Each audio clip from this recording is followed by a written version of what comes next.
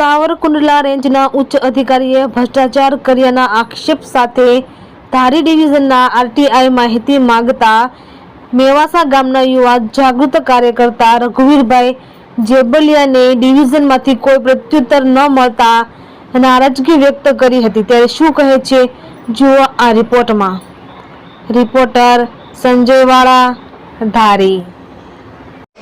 આજે મેં જે સાવરકુંડલા રેન્જની માહિતી માંગી હતી ત્યારે મેં ધારી ડિવિઝનમાં અપીલ અરજી કરેલી હતી આરટીઆઈ દ્વારા, અને ક્યાં ક્યાં ભ્રષ્ટાચાર થયો છે સાવરકુંડલા નોર્મલ રેન્જમાં એ મને તમામ માહિતી છે, છતાંય અવારનવાર મારો ટાઈમ વેડફવામાં આવે છે।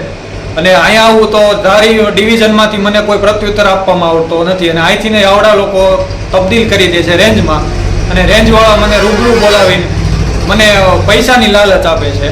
જે હકીકત આ મારી માહિતી છે, આધાર પુરાવા છે, જે મેં માહિતી માંગી છે, વાઉચર છે, ટીએડીએ છે, લોકબુક છે, એની માહિતી મને કોઈ આપવામાં આવતી નથી।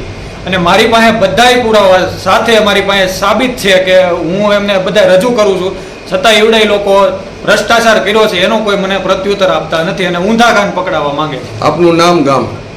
મારું નામ જેબલિયા રઘુવીરભાઈ રામકુભાઈ, ગામ મેવાસા, તાલુકો સાવરકુંડલા, જિલ્લો અમરેલી। કેટલા સમયથી આપણે આ બધું મારે 3 મહિના થયા છે, હજી કોઈ જાતની મને માહિતી આપવામાં આવી નથી।